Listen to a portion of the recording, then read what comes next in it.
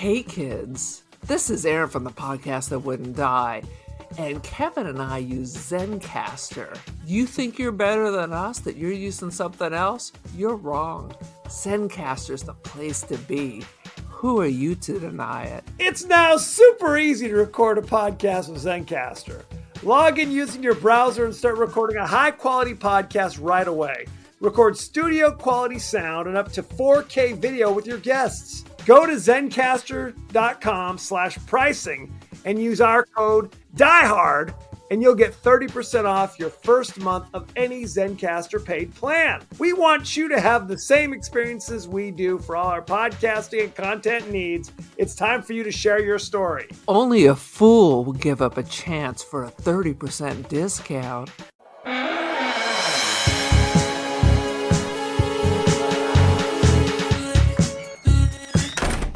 This is for you. Consumer Recreation Services. Call that number. Why? They make your life fun. What are you selling? It's a game. Game. Specifically tailored for each participant. John, chapter 9, verse 25. Whereas once I was blind, now I can see. Now I can see. One day your game begins. You either love it or hate it. Welcome to the latest episode of the podcast That Wouldn't Die. I'm your host, Kevin. With me, as always, is Aaron. How do? This week, we're discussing the suspenseful, thrilling film, The Game, starring Michael Douglas, Sean Penn. Others, I guess, are also involved in this. Each week, some people, and all the rest. Each week on the podcast That Wouldn't Die, we discuss guilty pleasures and forgotten classics of the horror and sci-fi genres with a comedic twist. Aaron, what's the latest with you? Dude, why haven't we won the lottery? I really am looking forward to not going back to work. But as we have learned, Jesus wants me to keep working, sadly.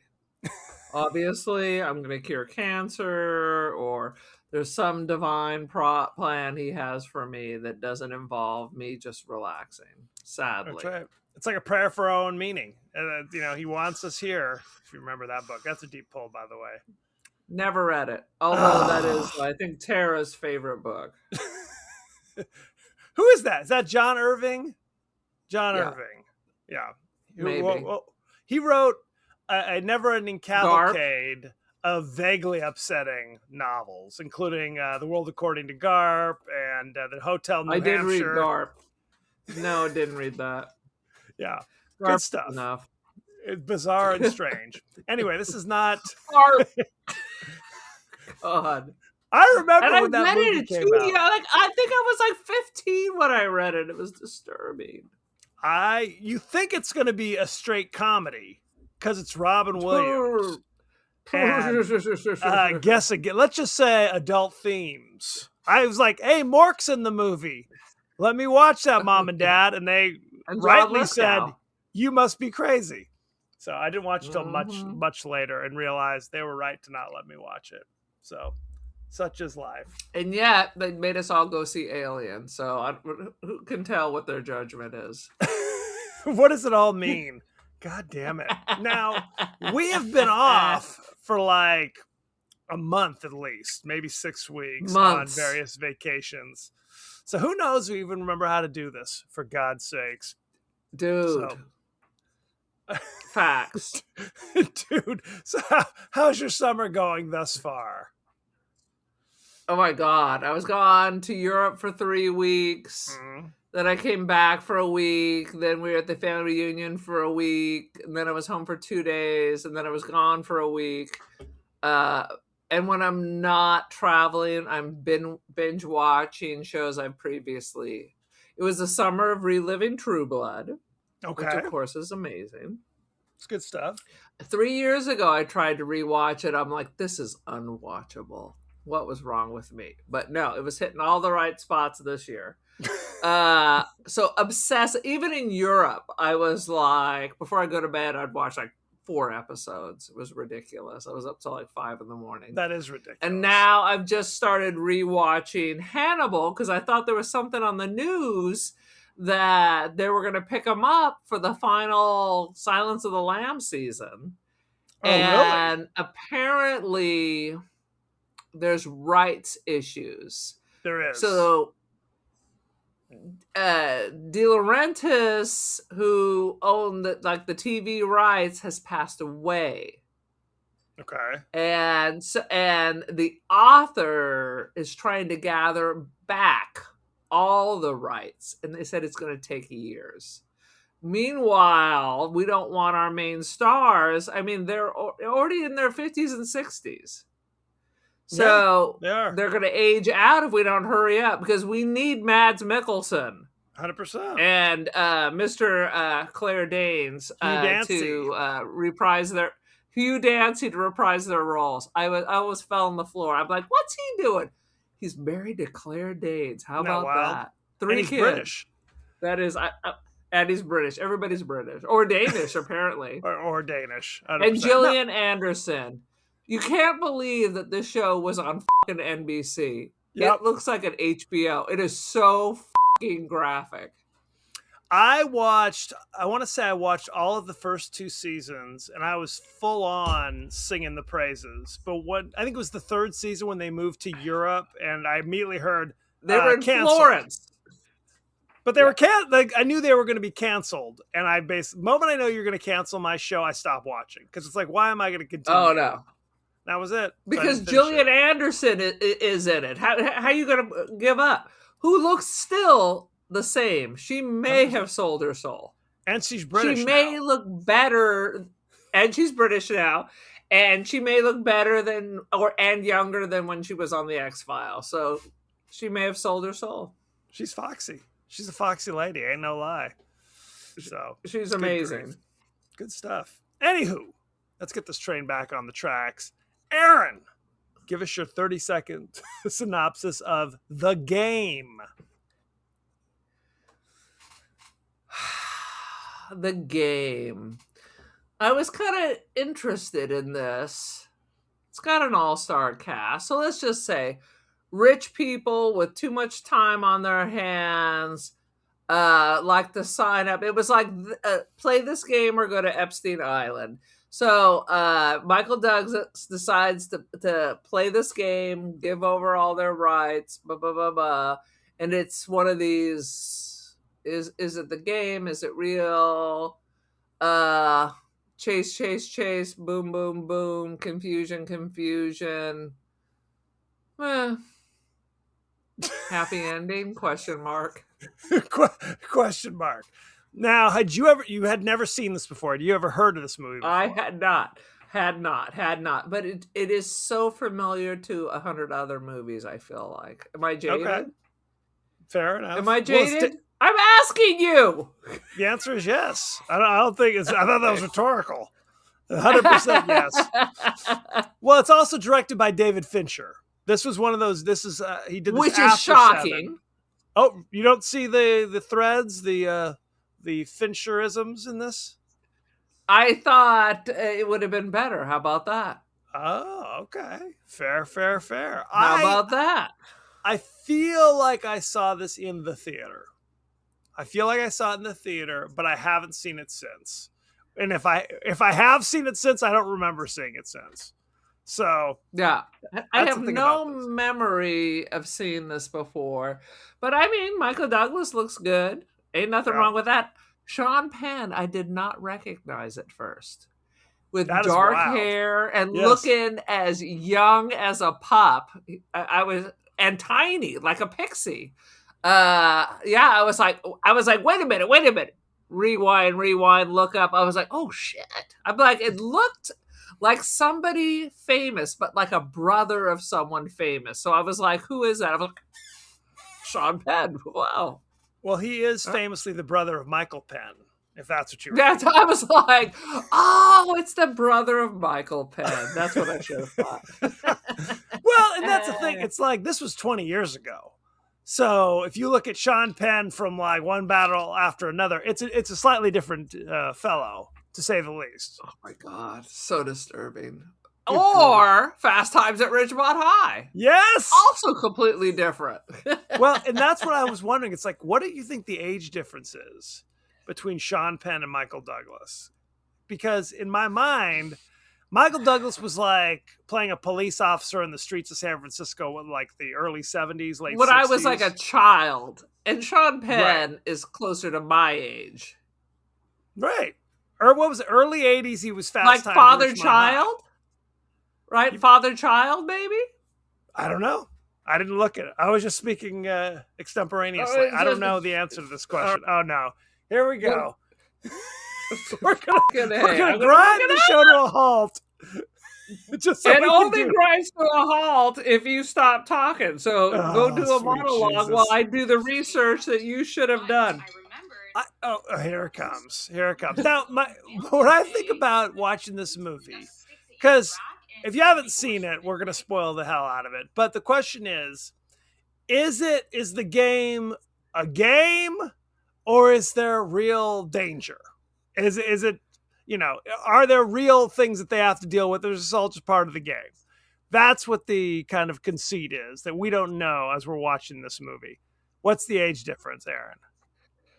Sean Penn is 65. Michael Douglas is 81. So, father-child. Well, that's 16 years. I mean, I guess. I guess biologically. Biologically.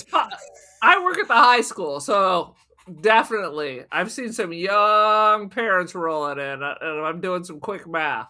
Well, they played brothers in this. But what's interesting, in my research, at one point, it was going to be Michael Douglas, Jodie Foster playing the Conrad role. It wouldn't have been called Conrad. But there was a bone of contention about this because there's an 18-year age difference between Jodie Foster and Michael Douglas.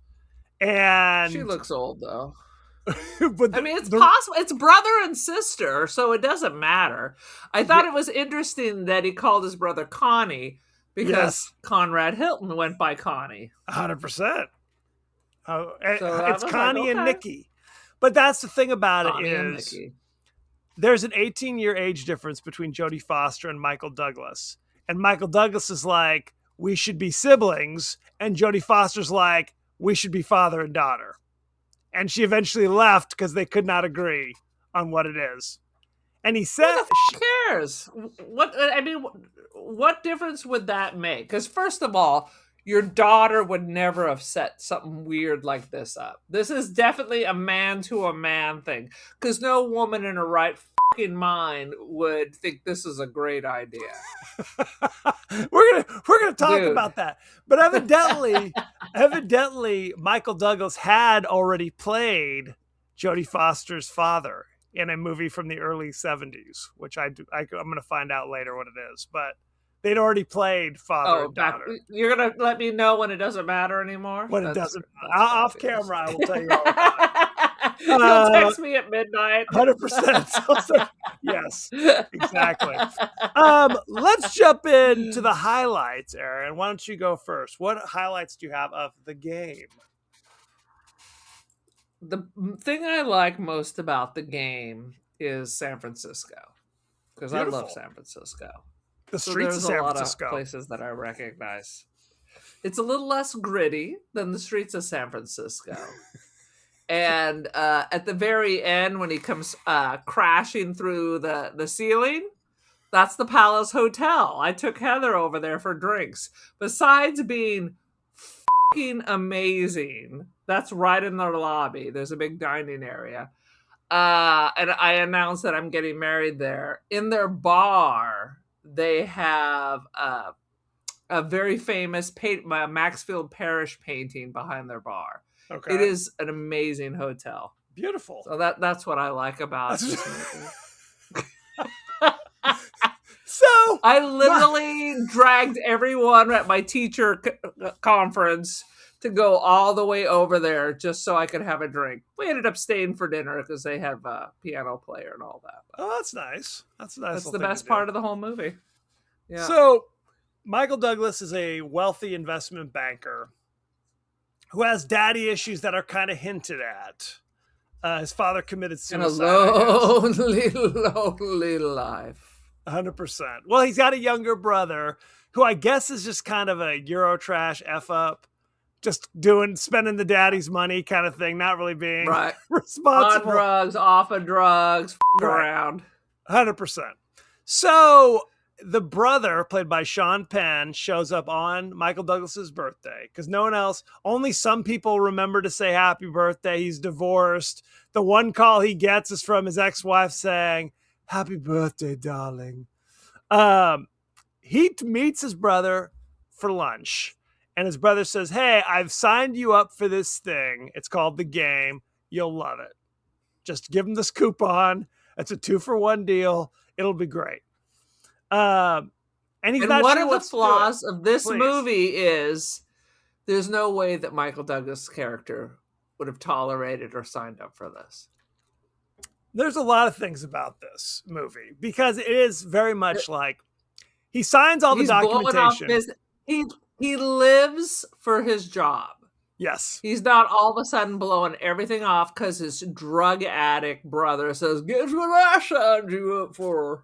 I signed you up for an escape room. Right. It's some bullshit where it's like, yes, that is a problem. Where you hand over all your financials and do a 6-hour physical and this and that and the other thing. Well, and that's the thing about this movie, right? Where it's basically, anything that happens in this movie is because that's what the proprietors of the game set up in advance.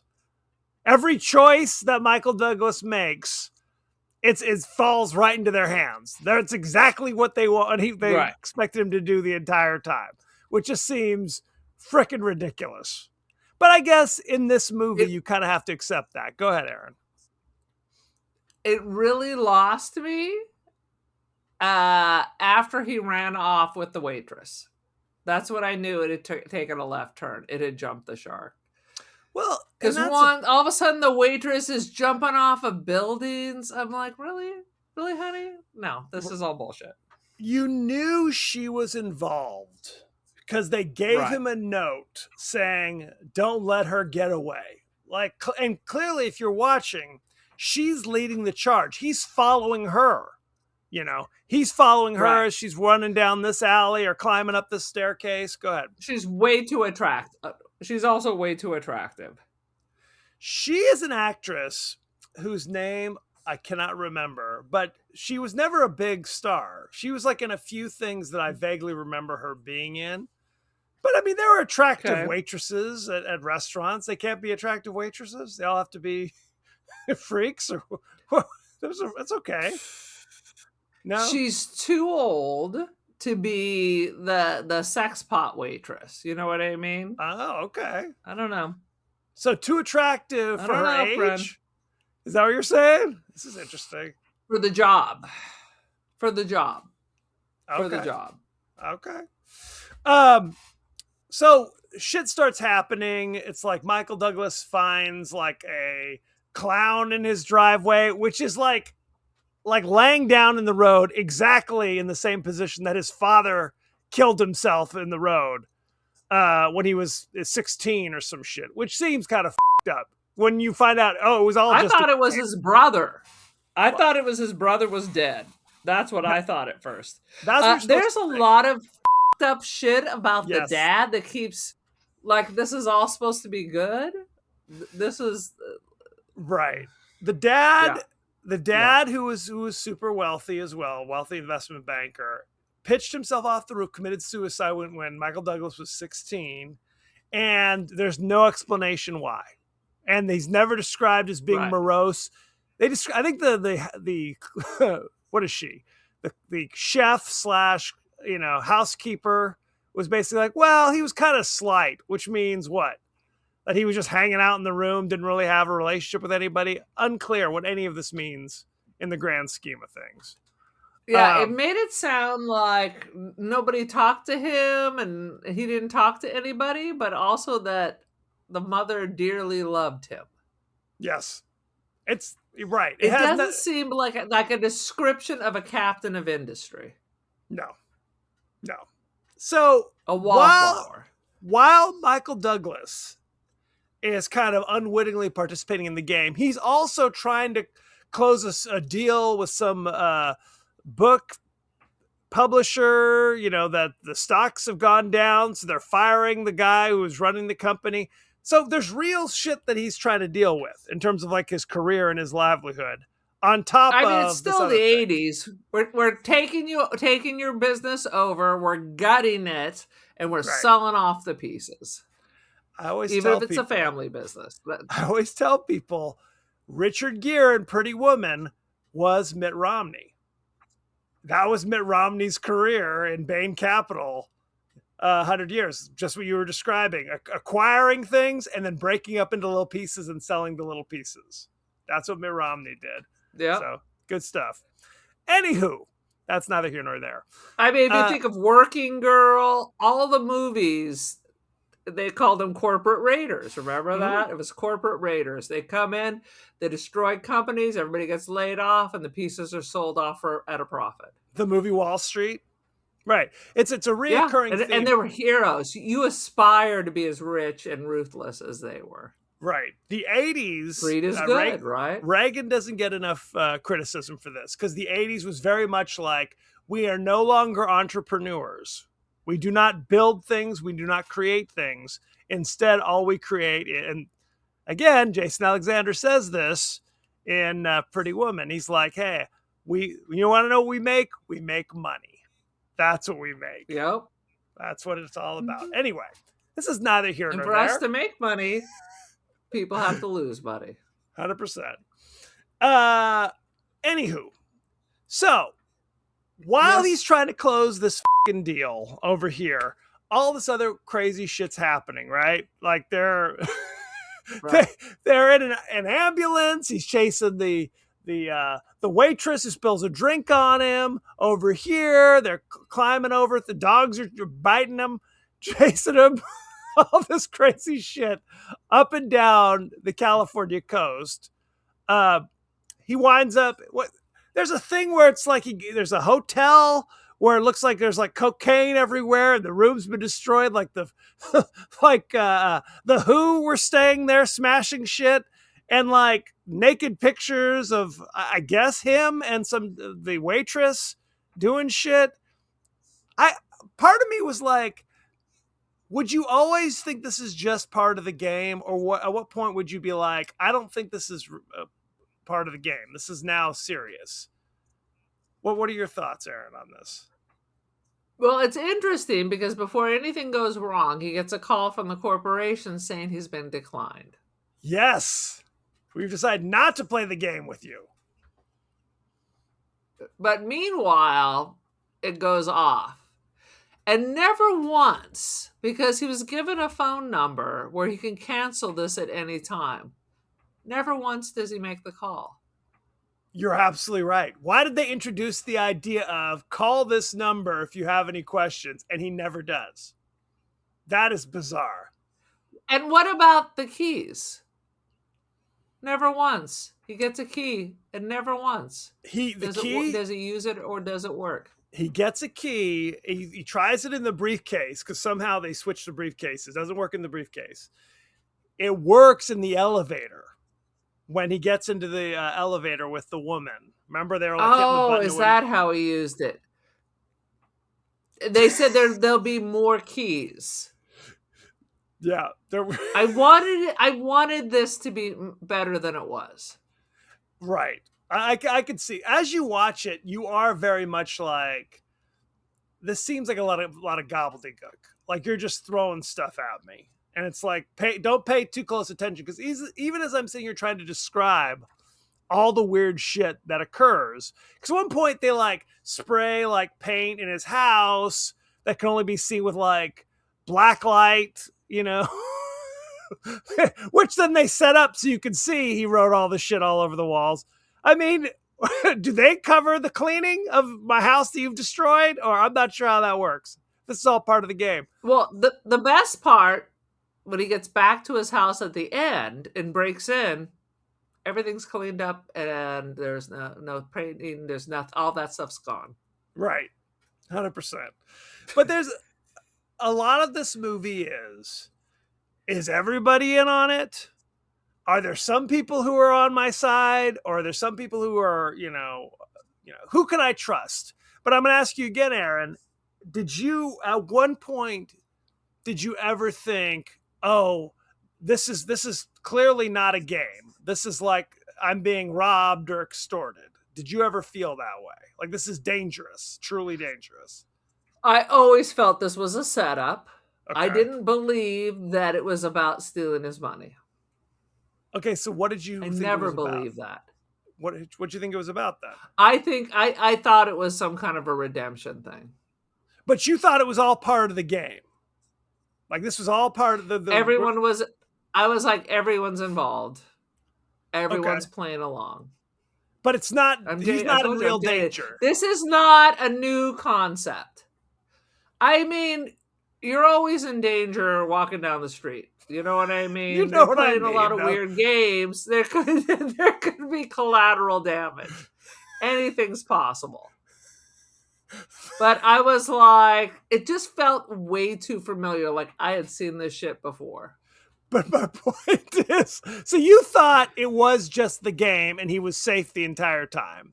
This was just people pranking Yeah. him. Okay, fair. I started to believe the story that all his money was missing. But then I'm like, well, you just gave the password over the phone. Right. Aren't your phones tapped? Like I'm like, this is kind of stupid. This is that's- stupid. If that they was didn't the have point. it, they have it now. Right. They tricked him, or he thought they tricked him into saying what his passwords were. Because they said, oh, we got all your passwords from your personality psychological profiles that you filled out way back when. That's why Right. we're doing this, to rip you off. So then he calls each of these institutions, like in Switzerland or whatever, and gives the password right in front of the chick. So I'm like, well, now they know your shit if they didn't know it before. So Right. And who's clearly playing both sides of the fence. I would have not trust her. He only, she's attractive and he'd like to get with her. yes. And his attitude did change through time. Before, he couldn't give a shit about anybody. Then he started kind of fixating on this person. Like, I don't give a shit what your real name is. Why are you even telling me? I don't give a f***. But you somehow still gotta save me, even though I can't be bothered with anything. There was one hilarious moment earlier, just to go on. I mean, with you what know you're what talking it about. is? It's a Christmas Carol. This is some kind of Oh, yeah. bullshit Christmas Carol. 100%. bullshit. 100%. But to go on with what you're talking about, there's a scene earlier in the movie. He's in the airport in the bathroom washing his hands, and there's some dude in the stall behind him going, "Hey, bro, I'm out of toilet paper. Can you give me a couple squares? Can you give me a couple squares, bro?" And he's an asshole. And he just leaves. He just Fair leaves. square. He just leaves because he's an asshole. I had to go back and Google. I can't- I'm like, why did they include that weird scene? What was the purpose of some dude saying, "I have shit myself"? And was it David Fincher? It could be. And it would literally, Google said, that's in there to establish that he's kind of a dick. to We go along already with it. know the dick. We didn't have to have the uncomfortable bathroom exchange to establish, yes, he's a dick. But it is supposed to be kind of a Scroogey thing because he's with his ex-wife. Right. There's clearly love between them. Even now she's married, new children on the way, blah, blah, blah. And he apologized. Yeah, he's why like, is she still calling her ex-husband? Why is she still calling her ex-husband to wish him happy birthday? If you care, then why did you leave him then? Yeah. He says, "I know why you left me. I was distant. I was too career focused, blah, blah, blah, blah." And he apologizes. That's what this whole thing is about in the end. Yes. It's meant to be this cathartic release. It's redemption and rebirth. When he when he goes to kill himself and he jumps, he's falling. When he crashes through, it's rebirth. Oh, 100%. He's a new man. When in reality, you would fucking stomp your brother to death.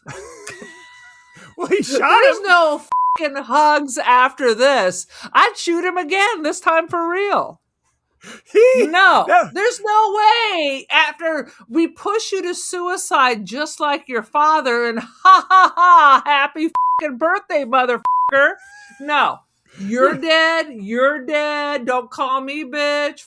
F off. You're all dead to me. You want to see me? I'm going to double down on cruelty. There was the scene. Ridiculous. Where he kidnaps the actor and goes into the cafeteria in the building and sees basically every character he's met the entire movie all sitting there chit-chatting, eating their lunch. Here are the cops over there. Here's the wino who fell over in the street over there. Yeah. And he grabs her, kidnaps the woman, the waitress woman who's been his companion through most of this. He takes her upstairs and is like, I'm going to kill you unless you get the top guy here. And then she looks at the gun he's holding, and it's the wrong gun. It's a gun that he had stashed at the house, not the security guard's gun that he was supposed to take. And at this point, she admits, no, it's all a big setup. They're coming through that door. It'll be your brother with champagne. Don't do anything. So then the door pops open, and it is Sean Penn with champagne and blah, blah, blah. Michael Douglas still accidentally shoots him and kills him. And that is what inspires him to take the I believe he shoots him on purpose. He says, Sean Penn, I hate you. Yes. And they're like, oh, he's dead. And that makes Michael Douglas jump off the building just like his dad did. Smashes through at some just shit. The right location. Yes. At just the right location. Well, and the actor guy goes, I'm so glad you jumped, because if you didn't jump, I was supposed to push you off. Really? You're going to manhandle some dude and throw him off the roof? Bullshit. And it's Bullshit. Michael Douglas's party down below. He falls into like one of those big like cushion things, and he survives, and everything's fine. And it's like, for he's a jolly good fellow. And it's like all of his friends are there. His ex-wife's there. You know, the business guy that he fired from his life's work, he's there celebrating. Meanwhile, all the actors. And thanks him. Why would he thank him? He tells him, it's like, I am sailing now, just like you thought. You know, I'm happily retired now. Everything's cool. All the actors hired for this job. Thank you for stealing the family business. 100%. Now I'm retired. So, and what's funny is Sean Penn comes up to him, not dead, gives him a big hug. Hey, man, happy birthday. Had to do this because you're getting to be kind of an asshole. So that snapped the asshole out of him, I guess, this horrible situation. Oh, my God. Oh, my God. Oh, my God. Yes. It was great. It makes no fucking sense, Kevin. It makes no fucking sense. This is the worst. I mean, I knew... Okay, what's the game? What's the game? Is this Fantasy Island? Is this Westworld? And it's so much shittier than I thought it would be. There's at least those other things. At least those other things had like a linear story that made sense to me. I wake up in a grave in Mexico and hobble myself back to San Francisco. He could have been killed 15 times just on accident in the course of this. There's that scene with the cab where the cab driver drives the cab, jumps out of the cab, sending it careening into the San Francisco Bay. He could have drowned, but luckily he had the little piece in his pocket to unroll the window to escape. God, getting back from Mexico to San Francisco, having to hitchhike, he could have been raped and murdered by any number of truckers along the way. It's a never-ending freak show. Good Lord. Oh, yeah. Plus, it looked like he reeked. It looks like he soiled himself for like weeks. 100%. He was a mess. 100%. Yes, there's no way you're coming back going, love you, love you. And the ex-wife with her husband and kids? Yep, they're there Get too. the out of here. Yeah, they're coming to this fucking party. He's Sorry, I like, smashed your car, Toots. yeah, I left it somewhere. Sorry about that. And at the end, Sean Penn's like signing the bill, and Michael Douglas like, "Hey, do you want me to split this with you?" He's like, "Oh God, yes, please." I can't afford. It's to going to put be a- millions and Millions. millions of dollars. Yes, Millions. 100%. Not to mention the Palace Hotel now has a giant hole in their ceiling. It was breakaway glass, Aaron. It's okay. It's breakaway glass. Yeah, so it had to all be. So they're going to put the real glass back in. 3 layers. Get out of here. Get the And then just one other thing that has nothing to do Please. with the story, but one of the locations, Johnny's Coffee Shop. It's so funny that it's in here. It's closed now, but right in June when I was in LA, I was going to fly out of Los Angeles to go to Europe. I went to an art show there. Gary Baseman had an art show at Johnny's. So, Where in the movie is not a Johnny's diner coffee anymore. spot? Remember, he goes into this coffee house. It literally says Johnny's. It's like a neon coffee shop, like an old school. Not with the wife. I think he rolled up in there on his way trying to get to, like he made it to Los Angeles. And now Okay. he's trying to get a ride and he's asking people for help. And everybody's like, yeah, the diner. The diner, yeah. yes. The diner. Gotcha. Yeah. Just quinkadinkly. I was just there in June. How funny. I love him standing up in the middle of the diner. He goes, "Can I have everybody's attention? I'm clearly a deranged homeless man. Would anybody like to drive me up to San Francisco? Anybody?"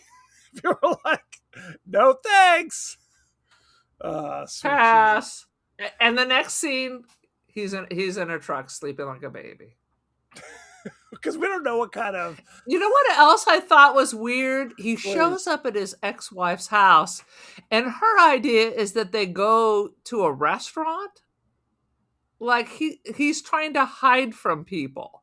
Yes. So why would you go to a public place to meet? You wouldn't be like, "Oh my God, get in here, have a cup of coffee, and let me tell you what's really going on because you look bad." 100%. 100%. I mean, and that's the question.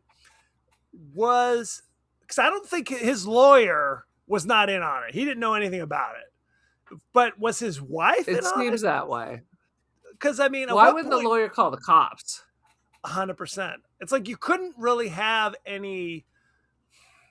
Because a family member would be like, "Bro, this game's got to stop. I mean, you seem nuts. You seem like you're being put through the ringer on this. I don't think I can, Yes. in good conscience go along with this," which makes you think that nobody else was involved. Who knows, man? But clearly, at the end, we see that the wife did know. Well, I think everybody was invited to the party. I think everybody was invited to the party, but I'm not sure everybody knew everything that had gone down. It's not clear. I don't know. It is what it is. Shall we go behind the scenes? It is what it is, and now it's over.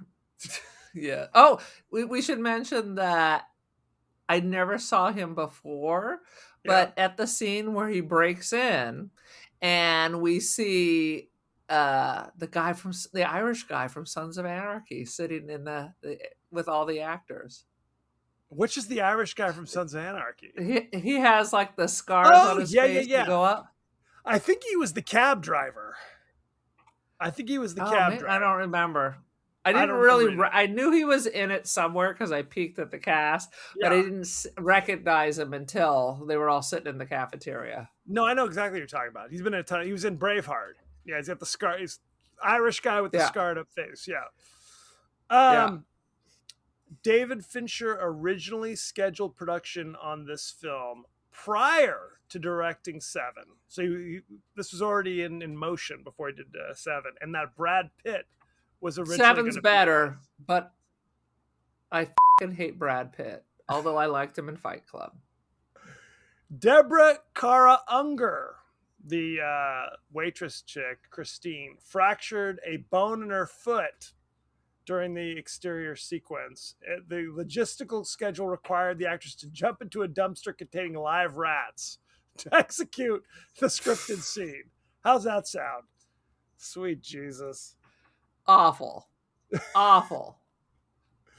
I talked about this earlier. Jodie Foster was initially supposed to co-star, and the brother Conrad was going to be a sister for a while there, and they had issues. She was like, it should be mother-daughter or father-daughter, and he thought it should be brother-sister. And oh, here's the thing: she played his father in a 1972 Disney production, Napoleon and Samantha. She played his father? He played her father when she was 9 years old and he was 28. So she's saying, you've done it before, big guy. You can do it again. But because you won't bend, I quit. I quit. I'm out. When she bailed, Right, they offered the role to Jeff Bridges, who declined it. And then it went to Sean Penn. So there you go. I can't see Jeff Bridges doing this role. Oh, I The love dude. Jeff Bridges. What's your problem? What? This is not about do I love Jeff Bridges. You I said just you can't hated see him. it. Shut your mouth, boy. Conrad positions a classic schoolboy pseudonym, Seymour Butts, as a security message for Nicholas. Remember, he Dude. says, meet me for lunch at Seymour Butts. Good Lord. Seymour Butts, it reminded me in the 90s that there was a reality show about the porn star Seymour Butts. Yes, there was. There was. It was. Was that on like Bravo or E, one of those channels? They were giving everybody crazy reality shows. What a I think it nightmare. was like fucking Showtime. I think it was like after maybe. The Surreal Life, when the Hedgehog was on, suddenly like, oh yeah, porn's gonna go mainstream now. Let's see what day in the life is for divorced dad Seymour Butts living in the valley, shooting and producing porn. And like with all good reality shows, it sucked after like the third episode. Of course. Well, because eventually it's like we have to just come up with bullshit for you to do, right? It becomes super Right. scripted. 'Cause There's no people just conflict. right. Right. I and- go to the grocery store. It's my kid's recital. I've got hire people. I'm running errands. I'm getting the car washed. It's like Sometimes regular it's people's just- lives. I'm sleeping in and playing video games. How exciting is that? Yeah. Anyway. Exactly. That's reality. That's reality. An earlier version of this movie had Kyle MacLachlan as Nicholas Van Orden and Bridget Fonda as Christine. How about that from That'd be 1993? too f***ed up. And directed by David Lynch, right? 100%. Sweet Jesus. Uh-huh. That's the Okay. only way that's gonna work. Let's look at the cast and crew, shall we? Let's go. Let's see. Take your time. Well, there's Michael Douglas in his prime, looking Allegedly. good. Directed by David Fincher. You know David Fincher from such things as Seven, 1995. He Fight did Club. 100%. He did Zodiac in 2007. He Gone did a bunch Girl, of stuff that I liked. Gone Girl Love 2015. Gone Girl. And the book is even better. Gone And- Girl is a masterpiece. That's what I've heard. I've not seen it all the way through. I'm very familiar with it, but I haven't seen it. I tried to pick Did it you for read our the book book? club. No, I was going to pick it for our book club, but you'd already read it, so I had to pick something else. Oh yeah. Um, The book is even more f***ed up. The book is amazing, but the what I heard. movie is great too. He also directed Fun for the whole Social family. Network in 2010. Yeah, fun for the whole family. Yeah. I, yeah. I walked in. He's Becky not a was ding wa- dong. was watching it when I walked in, and it was the scene where Rosamund Pike's having sex with Neil Patrick Harris, then she slices his throat and blood pours all over. I'm like, Yes. what are you watching? Spoiler alert. Yes. I was like, No, Becky. that's amazing. That was great. He was the perfect cast. I mean, he really is not used enough. Neil Patrick Harris was great He's in great. that. He's great. Michael Douglas played And she Nicholas is f***ing crazy. Rosamund Pike. She's been in a ton of stuff. Yeah. Michael Douglas, you know him from Wall Street in 1987. Yeah. He was in Behind the Candelabra in 2013, playing Liberace. Oh, f***ing ridiculous. He was in Romancing the Stone in 1984. The Bone. Romancing the Bone. And, of course, Fatal Attraction in 1987. He did a bunch of erotic thrillers. Love Fatal Attraction. Yeah. Yeah. Because he was in Basic Instinct. He did, they try to make Disclosure into an erotic thriller even. They're like, hey. He actually erotic 80s. He was going through a divorce during the filming of The Game. And it's like, yeah, probably because every movie you're picking is some erotic thriller. What does that say? If you're like, every He's movie the Bone I Daddy. Deborah Kara Unger played Christine. You know her from The Game in 1997.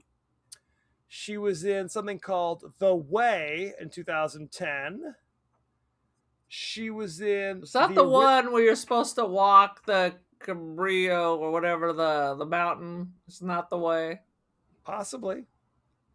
Martin Sheen kind of a shit. All right, continue. She was in the original Silent Hill in 2006. How about that? And she was in Crash in 1996. And I think that's the...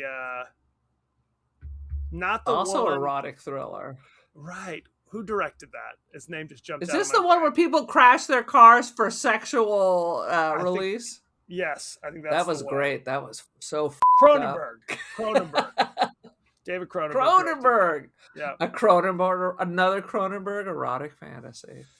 Sean Penn played Conrad. You know him from such things as Mystic River in 2003.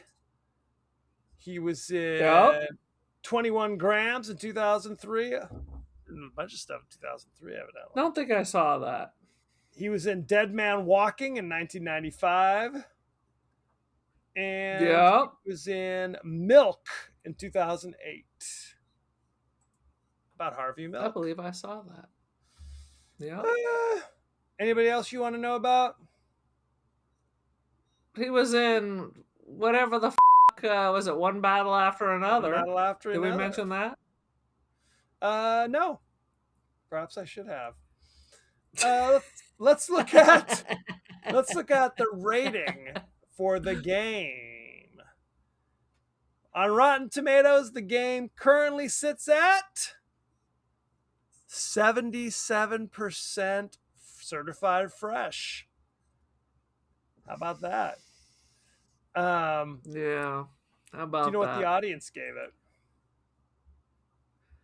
A 69. Ooh. 84.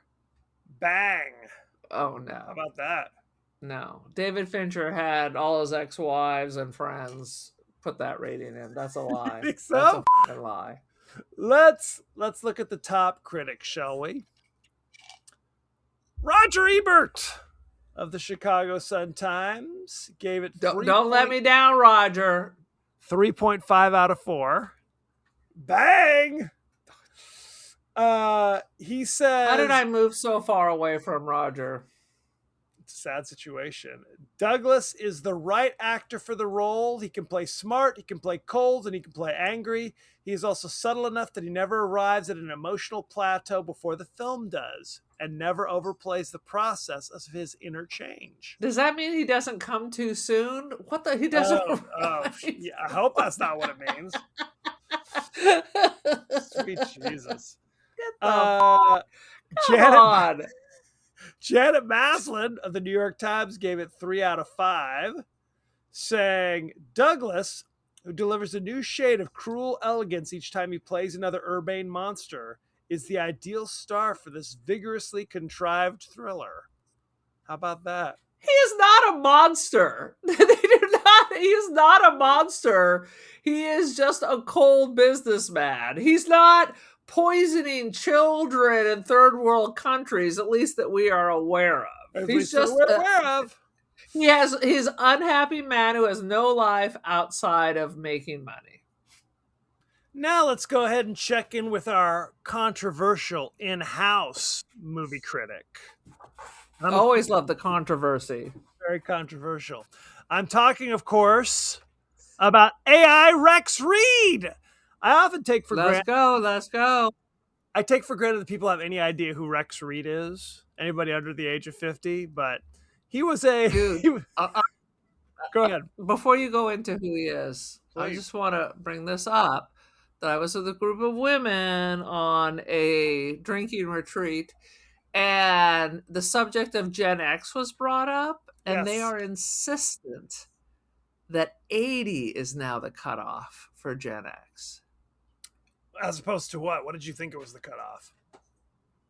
75. No, it's been 80. It's been 80 for a while. This is bullshit. I call bullshit, but continue on. That's my understanding. The forgotten generation are Gen Xers.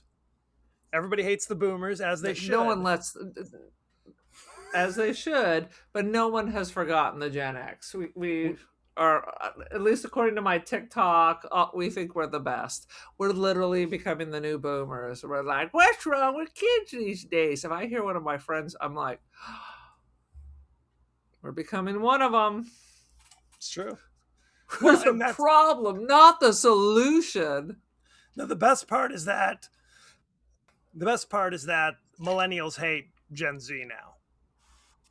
They think Gen Z sucks. Let them go feed on each other's souls. 100%.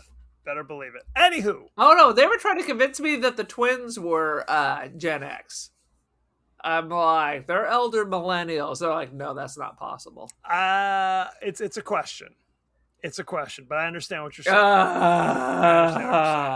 So, anyway, AI Rex Reed, what does he have to say about The Game? He says, let's go. The Game is a self-important puzzle box where Michael Douglas spends 2 hours being jerked around by a plot so desperate to outsmart its audience, it forgets to make any actual sense. How about that? Dude, again, the voice of reason in the wilderness. Thank you, AI Rex Reed. Thank you, AI Rex Reed. Appreciate it. Facts. No, it's true. It's basically just we've paid you to make my life miserable, because everywhere I go, somebody's fucking with me, and that's the movie. And at the end, so at the end, you're just happy it's over. Yes, I'm happy to be alive. Or is it? Right. I wanted somebody to go, thank you very much. Thank you very much, as they carry on Michael Douglas on his shoulders as he throws money around. Tiny Tim walks in. Anywho, Aaron, what is your rating for The Game? My rating's more along the line with AI Rex Reed, so it is closer to the truth. I was down for it at the beginning. As usual, the visuals at Fincher are lovely, but unfortunately, the whole plot was bullshit. So I'm going to give it a 2.75 because based on who's in it and who directed it, this should have been a of a lot better. #boom. I don't disagree, because it's kind of like The Game should have been something along the lines of, there should have been like a story to the game. You know what I mean? We're doing this stuff to you to accomplish some kind of goal that you could be confused by. You know what I mean? Oh my God, is this really what the game is? Instead of just kind of, I'm just going to crash your car into the bay for no reason, right? I'm going to pay somebody to spill some shit on your suit for no reason. I'm going to drop you off in Mexico. It's chaos. For no it's just reason. Chaos. Yeah. It's 100% chaos. So I don't think I hate it as much as you. I would like a puzzle to be solved. 100%. I want a puzzle to be solved. I agree. That's what a game is. A game yes. Versus, we're just going to throw a bunch of shit at you. Ha ha! Happy birthday. Don't you feel, I know you just tried to commit suicide a second ago, but don't you feel better you didn't? How about that? Good stuff. I'm going to give it. Then the machine gun gets out and I kill everybody. I'm going to give it 3.25 out of 5. I think you're disappointed. It's not great. I don't need to see it again. But I thought it's like the things other than the plot, the things that make it a good movie are there. It's just a lot of like, what do you do? What is this all about? Anyway, except for the plot is what you said. Except for the plot. Okay. Except for what the game turned out to be. Everything was amazing except for the story. Like, is the game we're trying to make you commit suicide so that when you fail, you can be like, whew, I'm glad that didn't work out. Let's throw a party. I mean, that's basically what it is. Drive you to despair. No one's coming back from that. No one's coming back. No one is thanking you for that experience. I agree. No one. I mean, you'd have to be a sociopath to think, I'm going to put somebody through this, right? To drive them to this. And they're going to thank me for it. Yes. Yeah. And pay me for it. Anyway. Uh-huh. Any last thoughts about the game, Aaron? I hope by this evening that I will have forgotten that I've ever watched it. I will turn to you and like, the game, did we ever record that? You'll be like, Aaron, we recorded that yesterday. I'm like, I don't remember. See, that's the dream right now. That's the game I'm playing. I'll give you your birthday card with a gift for the game. Just is that game Uno? Could be. I hope it's not the Ungame. No, it's not. So thank you very much. You can find us all across social media. We're on Blue Sky. We're on Threads. We're on TikTok. We're on Instagram.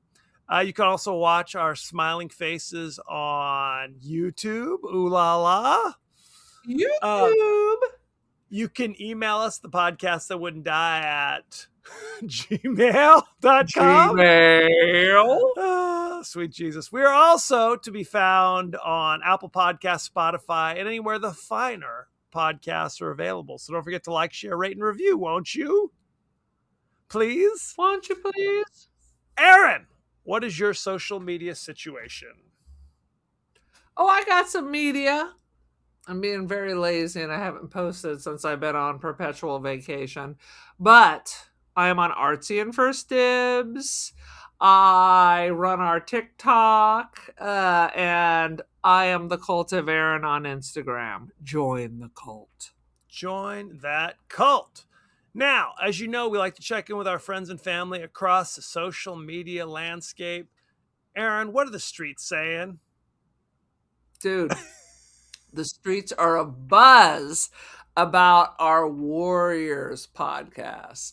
They cannot get enough, and they ain't wrong, because Warriors were good in the 70s, and it's amazing now. 100%. It's ripe. Oh my God, I just had a vision. It's ripe for a remake, and it's going to be Shaq going, "Can you dig it?" Wouldn't that be fucking amazing? You know it's good. When Shaq is one of the actors in your movie, you know it's good at that stage of the game. Dude. Sweet Jesus. Hey, it worked with Shazam. Very popular movie. First of all, the movie is called Kazam, not Shazam. Shazam's a different movie. I was just kidding. I never saw that shit. Yeah, be thankful. Next week, we're discussing the new classic, Obsession. What is it? Break the Wonder Willow stick and shit goes down. So, One Wish Willow. What did I call it? The Wonder Willow? It's something like that. I don't know what the... You're just saying things. I'm just saying shit. Now, many strokes, how could you watch brother. it? Many strokes. It could be. It may still be in theaters. But otherwise, if you want to watch Obsession, you can watch it on Peacock with subscription. You can rent it. Or $9 rental. $9 rental on Prime, Apple TV, Fandango, etc., etc., etc. I would say see it in the theater. That would be my advice. See it in the theater if it's still around. Otherwise, pay full freight I think it's I worth don't it. disagree. Get yourself some popcorn with some of that toxic oil, Mhm. a little extra salt, a little jalapeno juice. Call it a day. You're good Sneak to in a go. beer. 100%. Boom. So send in your favorite scenes, favorite quotes, comments, and questions, and we may talk about it on the show. So thank you very much, and be well. Be well, children.